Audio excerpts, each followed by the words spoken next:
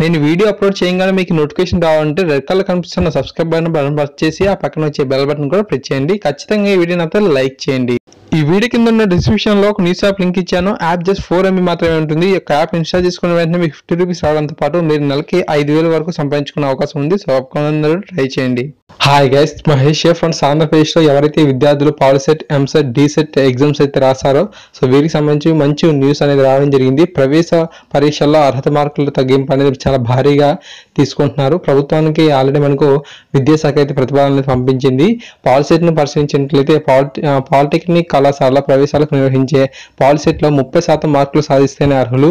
దీన్ని 25%కి తగ్గించాలని కోరుతూ సాంకేతిక విద్యా ప్రత్యేక కార్యదర్శి ప్రభుత్వానికి ప్రతిపాదన అయితే పంపారు. ఇటీవల 1,03,775 మంది అర్హత సాధించగా ధృవీకరణ పత్రాల పరిశీలనకు మనకు 43,871 మంది మాత్రమే వచ్చారు. రాష్ట్ర వ్యాప్తంగా 74,312 మంది మనకు ఉండగా మనకు 37,306 సీట్లు మాత్రమే భర్తీ అయ్యాయి. సాంకేతిక విద్యా ప్రతిపాదనకు ఆమోదం లభిస్తే కొత్తగా 19,000 మంది అయితే అర్హత సాధిస్తారు. సో ఈ విధంగా ఇన్ఫర్మేషన్ అయితే ఉంది. సో గతంలో మనకు 30% క్వాలిఫైయింగ్ పర్సంటేజ్ అయితే ఉండింది. ఇప్పుడు మనకు 25% అనేది చేస్తున్నారు. ఇలా చేయడం ద్వారా మనకు మరికొంతమంది యొక్క పాలిసెట్ కి అయితే ఎంపిక అయ్యే అవకాశం ఉన్నట్టుగా ఇక్కడ ఇన్ఫర్మేషన్ అయితే ఉంది. చాలా మంది మనకు డీసెట్ గురించి అడిగారు. సో డైట్ సెట్ కి చాలా డిమాండ్ అయితే ఉంది. సో ఈ యొక్క డీసెట్ ఫలితాలు కూడా ఎందుకు ఆలస్యం అవుతున్న విషయం కూడా మనకు స్పష్టంగా తెలుస్తుంది. 2 ఏళ్ల డిఈడి కోర్సు ప్రవేశాలకు నిర్వహించే డీసెట్ లో అర్హత మార్కులు భారీగా తగ్గించనున్నారు. డీసెట్ లో ఓసీ బీసీలకు అర్హత మార్కుగా గతంలో మనకు 50 ఉంది. ఎస్సీ ఎస్టీ విభిన్న ప్రతిపాదనలకు గతంలో 45గా ఉంది. ఇటీవల డీసెట్ కు 52,935 మంది అయితే హాజరు కాగా వీరిలో కేవలం మనకు 21 నుంచి 22% మాత్రమే అర్హత సాధించినట్లు సమాచారం.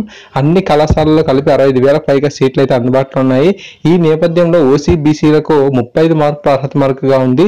ఎస్సీ ఎస్టీ విభిన్న ప్రతిపాదనలకు అసలు అర్హత మార్కే లేదు. అంటే మీరు అటెంప్ట్ అయితే చాలు మీకు సీట్ అనేది ఖచ్చితంగా వచ్చే అవకాశం అయితే ఉంటుంది. సో ఈ విధంగా ఇన్ఫర్మేషన్ అయితే ఉంది. తర్వాత మనకు ఎంసెట్ పరిశీలించినట్లయితే ఎంసెట్ లో 20% మార్కులు మనకు నెక్స్ట్ మనకు ఎంసెట్ పరిశీలించినట్లయితే ఎంసెట్ లో 20% మార్కులు వస్తే అర్హత లభిస్తుంది. 160 మార్కులకు పరీక్ష నిర్వహిస్తారు. ఈ ఏడాది మనకు ఎంపీసీ స్ట్రీమ్ కు 190,922 మంది పరీక్షకు హాజరు కాగా వీరిలో 138,017 మంది మాత్రం అర్హత సాధించారు.